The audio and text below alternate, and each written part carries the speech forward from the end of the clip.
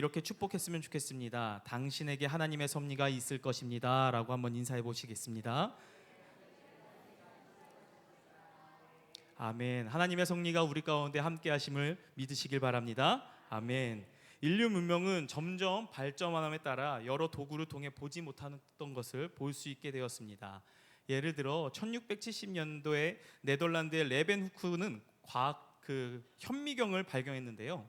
그 후부터 인류는 지금까지 한 번도 본 적 없는 미생물의 세계를 보게 되고 연구할 수 있게 되었다고 합니다. 그런데 여러분, 현미경이 발명되기 전에도 미생물이 존재했을까요? 존재하지 않았을까요? 존재했죠. 하지만 우리들의 육안으로는 보지 못했을 뿐이라는 거예요.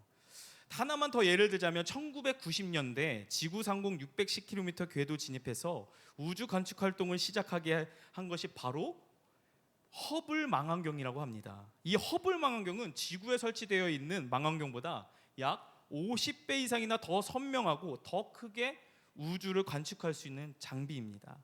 그래서 이전에는 볼 수 없었던 그 새로운 우주의 모습을 촬영할 수 있게 되었습니다. 이를 통해 천문학이 크게 발전이 되었다라고 하죠. 이처럼 우리가 눈에 보이지 않는다고 해서 이 땅에 존재하지 않는 것은 결코 아닙니다. 또 우리 눈에 보이지 않지만 반드시 존재하는 가장 중요한 것이 있는데 그것이 바로 오늘 우리의 인생을 향한 하나님의 손길임을 저는 믿습니다. 그분은 우리 눈에 보이지 않죠. 하지만 우리가 믿는 하나님은 오늘도 살아계셔서 이 예배 가운데 함께 하시고 또 우리들의 삶에서도 함께하고 계십니다. 눈에 보이진 않지만 분명히 존재하는 그 하나님의 계획하심과 일하심, 이것을 두 글자로 뭐라고 하냐면 다 같이 한번 따라해 보시겠습니다. 섭리. 네, 섭리입니다. 저는 오늘 이 섭리에 대해서 말씀을 준비하면서 두 가지 단어도 동일하게 생각이 났습니다. 그것은 바로 우연이라는 단어와 마침이라는 단어입니다. 오늘 우리가 함께 읽은 이 룻기는 참 독특한 성경이라고 전에도 제가 소개를 드린 적이 있습니다. 사사들이 다스리는 그때에 이 엘리멜렉과 나오미 부부 이야기로 이 룻기가 시작되어지죠. 그런데 얼마 지나지 않아 엘리멜렉과 그의 두 아들 말론과 기륜이 세상을 떠나게 됩니다. 그리고 나오미에게 있는 가족은 며느리 룻과 그리고 오르바였습니다. 다들 아시다시피 이 오르바는 고향으로 돌아가고 이 룻은 끝까지 그 시어머니 나오미 곁을 지키면서 나오미와 함께 고향 베들레헴으로 돌아옵니다. 그리고 베들레헴에서 룻은 바로 보아스라는 사람을 만나게 되면서 결혼하고 가정을 이루고 하나님께서 이 가정을 통해 나중에는 예수 그리스도가 오시게 하는 그 스토리를 담고 있는 것이 바로 룻기서입니다. 흔히 우리가 성경이라 말할 때 하나님께서 누군가에게 직접 나타나시거나 기적과 은혜를 베푸시는 그런 내용들이 성경에 가득 차 있다고 하는데 이 룻기서는요, 하나님이 등장하지 않고 심지어 하나님이 어떤 선지자를 통해서 말씀하시지도 않습니다. 하나님께서 직접 나타나셔서 말씀하시지도 않고 하나님이 어떤 기적과 은혜를 주신 것도 보이지가 않는 게 바로 룻기서이죠. 그래서 저는 이 룻기가 참 독특한 성경이라고 생각합니다. 그런데 여러분, 우리는 하나님께서 직접 등장하지 않는 이 룻기를 읽으면서 무엇을 함께 발견하게 되냐면 눈에 보이지는 않지만 오늘도 우리의 인생 가운데 함께 하시는 그 하나님의 일하심과 하나님의 섭리라는 것을 우리는 발견해야 된다는 것이죠. 눈에 보이지는 않지만 한 개인과 가정과 민족의 역사를 주관하시고 운행하시는 하나님의 섭리가 룻기 곳곳에서 나타나고 있다는 것입니다. 오늘 본문에서도요, 이 섭리를 가장 잘 보여주는 단어가 나타나는데요, 그게 바로 우연과 마침입니다. 3절 말씀 함께 보시겠습니다. 우리 3절 말씀 다 같이 함께 읽으시겠습니다. 룻이 가서 베는 자를 따라 밭에서 이삭을 줍는데 우연히 엘리멜렉의 친족 보아스에게 속한 밭에 이르렀더라. 아멘. 나오미와 룻이 고향 베들레헴에 돌아왔던 때가 마침 보리를 추수한 때라고 성경은 기록하고 있습니다. 이스라엘은요, 이 이삭 줍기라고 하는 제도가 있었습니다. 이 이삭 줍기 제도를 레위기 23장 22절을 보면 이렇게 기록하고 있는데요, 제가 한번 읽어드리겠습니다. 너희 땅에 곡물을 벨 때에 밭 모퉁이까지 다 베지 말며 떨어진 것을 줍지 말고 그것을 가난한 자와 거류민을 위하여 남겨두라. 나는 너희의 하나님 여호와니라. 추수할 때 이 쟁기질을 하다 보면 추수한 것을 떨어뜨릴 때가 있잖아요. 그거 굳이 줍지 말라는 겁니다.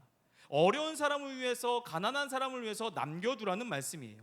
그게 하나님께서 이스라엘 백성들에게 주신 명령인 거죠. 가난한 자들을 위한 배려입니다. 그런데 룻이 시어머니 나오미에게 이렇게 이해하고 있는 것입니다. 어머니, 제가 이삭을 주우러 가겠습니다. 근데 여러분, 이 이삭 줍기라는 것은 당시 사회에서 가장 가난한 사람들, 극빈층들의 일이었습니다. 어떤 의미냐면 지금 룻이 당장의 끼니를 걱정해야 할 만큼 아주 궁핍한 상황이었다는 것을 성경은 우리에게 알려주고 있는 것이죠. 당시 이 일을 하는 것 쉬운 일 아니었습니다. 가장 가난한 사람들이 하는 일입니다. 심지어 룻은요, 이방 여인입니다. 당시 이스라엘은 이방 여인을 향한 차별이 있었습니다. 이방 사람들은 부정하다, 그들을 개돼지 취급하는 문화가 이 이스라엘 문화에 있었다라는 거예요. 룻이 혼자서 이삭을 주우러 갔다가 혹시 해코지를 당하거나 어려움을 겪을 수 있는 상황이었습니다. 그럼에도 룻은 이 생계와 어머니를 위해서 이삭 줍기를 하러 나간 것입니다. 그런데 3절을 보니까 누구의 밭에 이르렀습니까? 보아스, 룻의 시아버지이자 나오미의 남편인 엘리멜렉의 친척 보아스 밭에 이른 것이죠. 룻이 일부러 보아스 밭에 찾아간 것이 절대 아닙니다. 성경을 보니까 어떻게 그 밭을 가게 되었다고 이야기합니까? 우연히 가게 되었다는 거예요. 마치 대전 땅에서 수많은 교회 중 성산교회가 있듯이 수많은 학교나 직장 중에 여러분의 학교와 그 직장이 있듯 베들레헴의 땅에 수많은 밭들 중 우연히 이 밭을 오게 되었는데 이 밭이 바로 보아스의 밭이라는 것입니다. 그런데 이어지는 이 4절을 보니까 어떤 단어로 시작합니까? 마침이라고 시작됩니다. 여기서 마침은 여러분들이 아시는 마치다, 피니시를 이야기하는 것이 아니라 때마침이라는 거예요. 룻이 우연히 보아스의 밭에 왔을 때 그 때마침 보아스가 자신의 밭에 일꾼들에게 인사하러 나온 것이죠. 4절 말씀에 나와 있는데 우리 4절 말씀 다 같이 한 목소리로 읽도록 하겠습니다. 마침 보아스가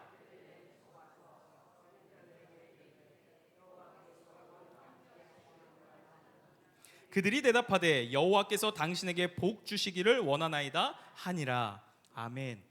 보아스가 자기 일꾼에게 여호와께서 함께 하시기를 축복해 주고 있습니다. 그리고 일꾼들도 여호와께서 당신에게 복 주시기를 원합니다, 이렇게 서로가 서로를 향해 문안 인사를 하는데 여기에 보니까 처음 보는 한 여인이 등장한 거예요. 그래서 보아스가 자기 사안에게 묻습니다. 저 여인은 누구의 소녀냐? 사안이 대답하죠. 이 여인은 얼마 전에 나오미와 함께 이 베들레헴으로 돌아온 룻이라는 며느리입니다 라고 이야기를 합니다. 그때 보아스가 룻에게 다 말을 합니다. 내가 당신에 대한 소식을 들었습니다. 시어머니를 버리지 않고 이렇게 잘 모시고 있는 당신에 대한 좋은 소문이 이 지역에서 가득 차 있습니다 하면서 그녀에게 일할 수 있는 일자리도 주고 나중에 나오미와 함께 먹을 수 있는 음식도 챙겨주는 호의를 베푸는 말씀이 오늘 본문에서 나오고 있습니다. 이 호의를 받는 룻, 집에 와서 나오미에게 자신에게 있었던 상황들을 주저리 다 이야기하는 거예요. 이야기를 들은 나오미는요 굉장히 놀랍니다. 그러면서 룻에게 이렇게 말하죠. 오늘 함께 읽진 않았지만 룻기 2장 20절 말씀에 나와 있습니다. 제가 한번 읽어드리겠습니다. 나오미가 자기 며느리에게 이르되 그가 여호와로부터 복받기를 원하노라. 그가 살아있는 자와 죽은 자에게 은혜 베풀기를 그치지 아니하도다 하고 나오미가 또 그에게 이르되 그 사람은 우리와 가까우니 우리 기업을 물을 자 중에 하나이니라 하니라. 하나님께서 남편이 죽고 자녀들이 죽은 우리 가정을 버리시지 않고 이렇게 돌보고 계시다라는 것을 고백하고 있는 거예요. 그리고 이어서 뭐라고 고백합니까? 그 사람은 우리와 가까우니 우리 기업을 물을 자 중에 하나이더라 하니라. 알고 보니까 이 보아스가 어떤 자였냐면 성경은 어떻게 기록하고 있냐면 우리 가정의 기업을 물을 자라고 이야기하고 있다는 거죠. 여러분, 유대 사회에는요 당시 기업 물을 자라는 제도가 있었습니다. 이것을 두 글자로 고엘이라고 합니다. 이 기업 물자 고엘이 어떤 사람이냐면 형제의 억울함을 대신 풀어줄 사람, 그리고 형제의 혈육을 책임질 사람이 바로 고엘입니다. 만약 친족 중 누군가가 사고나 질병으로 죽게 되었을 때 이 혈통이 끊어지지 않도록 남은 가족들을 책임져 주기 위해서, 그리고 대를 잇게 해주는 이스라엘 사회의 오래된 관습이 바로 고엘입니다. 그런데 오늘 본문의 이 룻, 보아스가 자신과 자신의 가정, 이 마치 기업 물자임을 알고 찾아간 것입니까? 아니라는 거예요. 보아스의 밭인지도 모르고 찾아갔는데 생각해보니까 그곳에서 기업 물자인 보아스를 만나게 된 사건입니다. 룻이 우연히 오게 된 밭에서 때마침 그곳을 찾아오 보아스를 만나게 되고, 그 가정을 향한 하나님의 일하심과 회복시키심을 성경은요 우리에게 알려주고 있다는 것입니다. 사랑하는 성도 여러분, 이 모든 과정 속에서 하나님의 역사라는 종이 위에 이 섭리라는 붓을 들고 뭔가 하나를 써내려가고 있음을 우리가 보게 되지 않습니까? 우리는 살다 보면 이 우연히 어떤 일과 어떤 만남을 마주할 때가 있습니다. 교회나 직장 또는 내가 속한 공동체에서 우연히 누군가랑 말을 트고 악수도 하고 같이 밥 한 그릇 먹었는데 점점 친해지더니 그 사람이 평생 친구가 되기도 하고 평생 함께할 남편이자 아내가 될 때가 있다라는 것입니다. 어린 시절에 부모님의 권유로 우연히 어떤 악기를 배우게 되고 우연히 운동을 시작했는데 이게 평생의 직장이 되기도 하죠. 새롭게 출석한 교회를 찾는 중에 우연히 지인으로부터 소개받았던 그 교회가 내가 하나님을 다시 사랑하게 되고 하나님의 은혜를 경험하게 될 뿐만 아니라 좋은 동역자를 만나는 바로 그 교회가 되기도 합니다. 세상에는요 특별히 의도적으로 계획하지 않았음에도 불구하고 우연히 일어나는 것 같은데 현실이 돼 있는 경우가 참 많지 않습니까? 하지만 여러분, 우리 삶에는 이런 우연이 많이 반복되는 것 같지만 이 하나님의 입장에서는 결코 우연이 아니라 하나님께서 준비하신 섭리인 줄을 믿으시길 바랍니다. 우리는 그 순간에는 하나님의 섭리라는 것을 깨닫지 못하고 알지 못할 수 있죠. 그러나 시간이 지나서 우리의 삶을 되돌아보면 이게 하나님의 섭리였구나. 하나님이 그 사람을 만나게 하셨고 하나님이 그 일을 경험케 하셨고 하나님이 이곳에 오셨게 하셨구나. 나를 향한 하나님의 은혜구나라고 우리가 고백할 때가 분명히 있다라는 것입니다. 우리는 하나님의 계획과 관심에 1m만 더 벗어나 살더라도 도저히 살아갈 수 없는 존재들입니다. 늘 하나님이 가장 가까이 있기 때문에 지금까지의 우리 삶이 있었고 앞으로 우리들의 삶이 있음을 믿음으로 고백하시길 바랍니다. 우연히 그때 그 사람을 만난 것 같고 우연히 내가 그 일이 일어난 것 같고 우연히 성산교회에 다니게 된 것 같지만 믿음의 눈으로 보면요 우리의 인생들은요 아까 불렀던 찬양의 가사처럼 지나온 모든 세월들 돌아보아도 그 하나 주의 손길 안 미친 것 전혀 없네. 아멘이십니까? 믿음으로 다 같이 불렀을 거라고 저는 생각합니다. 하나님 정말 그렇네요. 그렇게 길지 않는 나의 인생을 되돌아보니까 참 우연인 것 같은데 그 모든 순간순간이 하나님의 손길이 미치지 않는 것이 없었고 하나님의 돌보심이 그냥 스쳐 지나간 적이 없었고 무엇보다 그 살아계신 하나님이 나와 함께 하셨군요. 이렇게 우리는 고백할 거라는 것이죠. 오늘도 우리는요 하나님의 섭리 속에 오늘 이 시간에 이 자리에 함께 있음을 저는 믿습니다. 이것이 여러분에게는 무엇과도 비교할 수 없는 감사로 고백되어지기를 주님의 이름으로 축복드립니다. 구약 성경에는요 룻기만큼 독특한 성경이 한 권이 더 나옵니다. 바로 에스더서입니다. 이 에스더서는 에스더라는 한 여인이 멸종 위기에 처한 자기 민족 이스라엘을 구원한 이야기로 가득 차 있죠. 근데 이 에스더서의 특징 한 가지가 있습니다. 그것이 무엇이냐면 하나님이라는 단어가 한 번도 나오지 않습니다. 하나님의 말씀인데 하나님이라는 단어, 여호와라는 그 단어가 한 번도 나오지 않는다라는 거예요. 그런데요 하나님이라는 단어는 한 번도 나타나지 않지만 그 속에 흐르고 있는 하나님의 섭리의 강줄기를 가장 잘 보여주고 있는 성경이 바로 에스더서입니다. 이스라엘이 바벨론 제국으로부터 멸망당하고 바벨론에서 포로 생활을 하게 되죠. 그러다가 바사, 그러니까 페르시아 제국이 일어나서 바벨론을 멸망시킵니다. 그 왕이 고레스였습니다. 고레스가 칙령을 내려서 이스라엘 백성들을 다시금 고향으로 보내주죠. 그것도 몇 차례를 나눠서 고향으로 돌려보내줍니다. 그런데 이 에스더서에 나오는 왕의 이름이 아하수에루입니다. 이 아하수에루는 고레스의 손자입니다. 이 아하수에루가 자신의 새 왕비를 구하는데 이 바사 제국의 수많은 여인들 가운데 누구를 왕으로 맞아들입니까? 바로 에스더죠. 유대인인 에스더를 자신의 왕으로 발탁드립니다. 부모 없이 자란 에스더에게 지금까지 믿음으로 잘 키워준 모르드게라는 사촌 오빠가 있었습니다.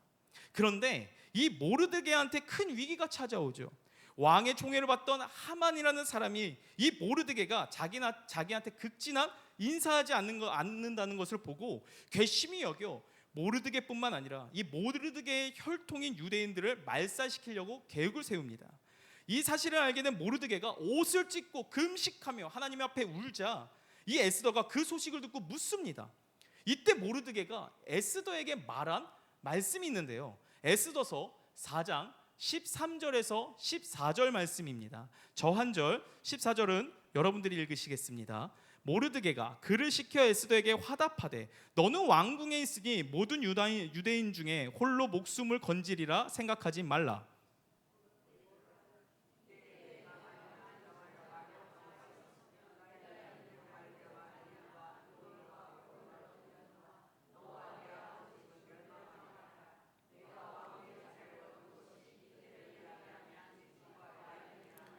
아멘.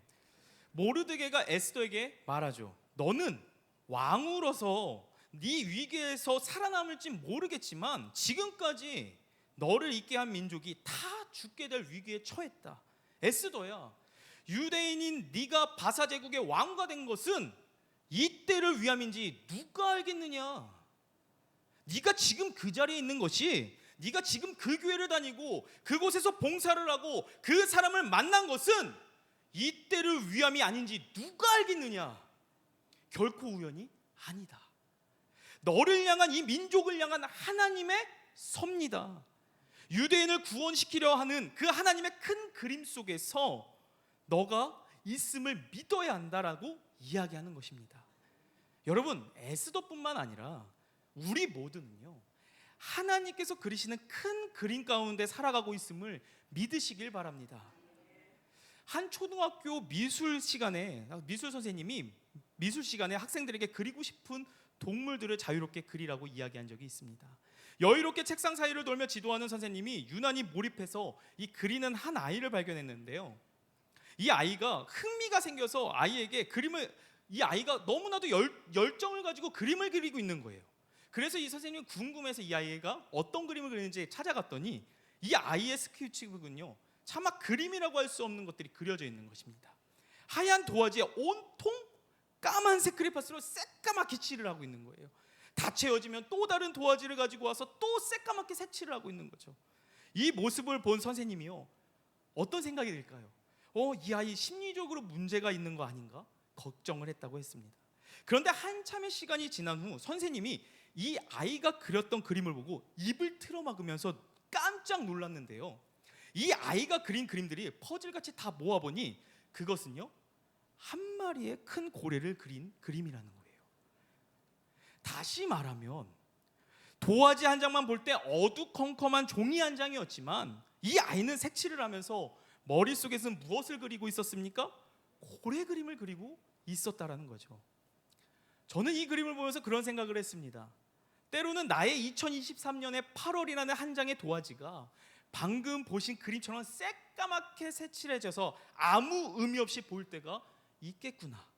나의 그때, 때로는 생각하기도 싫은 그때, 할 수만 있다면 내 인생을 지워버리고 싶은 그 기억. 하지만 우리가 하나님의 섭리 안에 있음을 믿는다면 하나님은 그 한 장의 도화지마저도 하나님 나라에 우리를 써내려가시는 큰 그림으로서 하나씩 하나씩 연결하고 계심을 믿을 수 있겠구나라는 것을 깨달았습니다.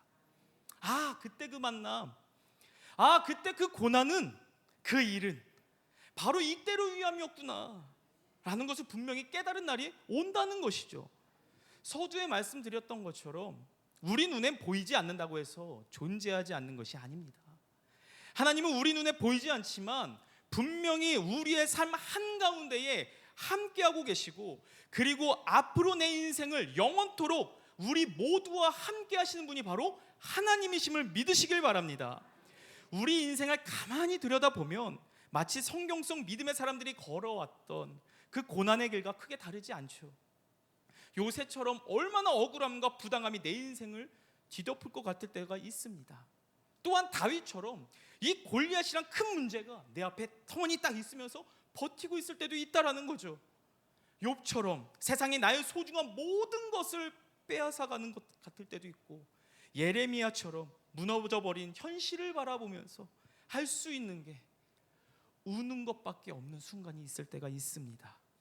그 힘겨운 상황을 마주하면서 마치 하나님의 인도하심이 멈춘 것 같고, 하나님께서 내 인생에 스스로 방관하는 것 같이 느껴질 때가 분명히 있죠. 하지만 우리가 오늘 본문을 통해 꼭 깨달아 알아야 할 것은, 우리가 믿는 하나님은 여러분들 뿐만 아니라 저를 무관심 속에서 방치하시는 분이 아니심을 믿으시길 바랍니다. 하나님의 그 시선은요, 여러분들을 떠난 적이 단 한 번도 없습니다. 하나님의 손길은 우리를 한 번도 놓으신 적이 없다라는 것이죠. 그 하나님께서 지금도 우리와 함께하고 계십니다. 그 사실을 믿는 믿음이 지금 우리들의 현실에 이 감사라는 꽃을 피워내고, 우리들에게 찾아온 이 고난을 인내하며 이해하는 가장 큰 힘과 소망이 되기를 주님의 이름으로 축복드립니다. 그리고 이 오늘 본문 룻기 2장을 통해 또 한 가지 중요한 메시지를 우리에게 알려주고 있는데요, 오늘 함께 읽은 이 룻기 2장 2절을 한번 보시겠습니다. 룻기 2장 2절 말씀 우리 다 함께 읽으시겠습니다. 모압 여인 룻이 나오미에게 이르되 원하건대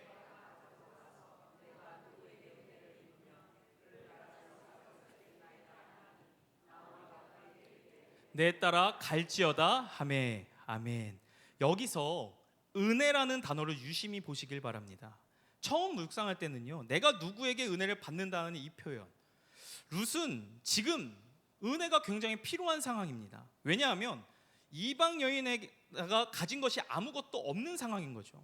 이삭 줍는 일조차도 자기 힘으로 능력으로 할 수 없는 사람이 바로 오늘 본문의 룻이었습니다. 그래서 누군가의 은혜를 구하고 있죠. 근데 제가 이 장에 이 은혜라는 단어를 계속해서 쫓아가 봤더니 이 단어가 무려 3번이나 등장합니다. 거기서 결정적인 한 가지가 있습니다. 뭐냐하면 룻에게 은혜를 베푼 사람이 누구입니까? 보아스죠. 그래서 그가 이삭을 죽도록 해주고 먹을 물도 주고 먹을 양식도 룻에게 전부 다 허락해 줍니다. 나중에 룻에게 묻습니다. 당신이 왜 나에게 이런 은혜를 베풀어 주십니까? 그때 보아스가 뭐라고 대답하냐면, 오늘 함께 읽진 않았지만 12절 말씀에 이야기하고 있습니다. 우리 12절 말씀도 다 같이 한번 읽으시겠습니다. 여호와께서 내가 행한 일을 보답하시기를 원하며 이스라엘의 하나님 여호와께서 그의 날개 아래에 보호를 받으러 온 내게 온전한 상 주시기를 원하노라 하는지라. 아멘. 이방 여인인 너가 하나님의 은혜를 받으려고 그 고향 베들레헴까지 오지 않았느냐? 하나님이 그것을 기뻐하셔서 나로 하여금 너에게 은혜를 베풀게 하셨다라는 것입니다. 여러분, 룻은요 사람의 은혜를 구했습니다. 그리고 그 은혜를 보아스라는 사람이 채워주죠. 그런데 그 은혜가 룻에게 부어질 수 있었던 진짜 이유가 있습니다. 하나님 때문이라는 거예요. 그녀가 하나님의 은혜를 구하며 고향 베들레헴까지 왔기 때문이라는 거죠. 사랑하는 성도 여러분, 은혜는 누구에게 부어지는지 아십니까? 바로 은혜를 구하는 자에게 하나님께서 은혜를 채워주신다라는 것입니다. 하나님의 은혜를 사모하는 자가 바로 은혜를 받게 되어 있다는 거죠. 히브리서 4장 16절 말씀을 보면 이렇게 기록하고 있습니다. 그러므로 우리는 긍휼하심을 받고 때를 따라 돕는 은혜를 얻기 위하여 은혜의 보좌 앞에 담대히 나아갈 것이니라. 은혜의 보좌 앞에 담대히 나가는 사람이 하나님의 은혜를 경험할 수 있다라는 것입니다. 그런 의미에서 오늘 본문의 룻, 은혜를 사모하며 간절함을 가지고 하나님 앞에 나아갔습니다. 오늘 본문을 통해 우리가 도전받아야 하는 것은요, 모든 것이 하나님의 은혜로 되어진 것이라면 우리에게 그 은혜를 사모하는 마음이 있는지, 혹은 그 은혜를 정말 갈망하는 마음이 있는지를 점검해 볼 필요성이 있다라는 것입니다. 룻은요, 자신의 인생의 문제를 가지고 하나님 앞에 나아가면서 어떻게 보면 그것을 도리어 기회로 삼았습니다. 내 삶의 건강의 문제, 재정의 문제, 자녀의 문제, 관계의 문제, 내가 해결하는 것이 절대 아니라 그 문제를 가지고 하나님 앞에 나아가 은혜를 구했다라는 것입니다. 하나님 앞에 나아가 은혜를 구하니까 하나님께서 생각지도 못한 은혜를 풍성하게 채워주는 모습이 오늘 룻을 통해서 볼 수 있는 거 아니겠습니까? 사랑하는 성도 여러분, 오늘날 우리에게 가장 필요한 것은 영적인 몸바람 속에 하나님의 은혜를 갈망하는 것이라고 저는 생각합니다. 룻처럼 하나님의 은혜를 간절히 사모하고 갈망할 때 하나님께서는요, 풍성한 은혜로 채우시는 분이심을 꼭 믿음으로 고백하시길 바랍니다. 말씀을 맺겠습니다. 오늘 우리는 먹을 것을 구하기 위해 이삭을 주우러 보아스 밭에 우연히 들어간 룻과 마침 그 밭에 도착한 보아스의 만남을 통해 룻의 인생을 이끌어 가시는 하나님의 섭리에 대해서 보았습니다. 오늘날에 우리의 삶 속에서도 우리를 위해 일하시는 하나님의 섭리가 분명히 있습니다. 때로는 막막하죠. 때로는 답을 알 수 없어도 하나님은 그 순간에도 길을 여시고 하나님께서 우리의 답이 되어 주신다는 사실을 꼭 기억하시면서 오늘 본문의 룻처럼 날마다 하나님의 은혜를 갈망하시고 하나님께서 우리들의 삶을 풍성하게 은혜로 채워가실 것을 경험하는 저와 성도님들의 삶이 되시기를 주님의 이름으로 소망합니다. 아멘.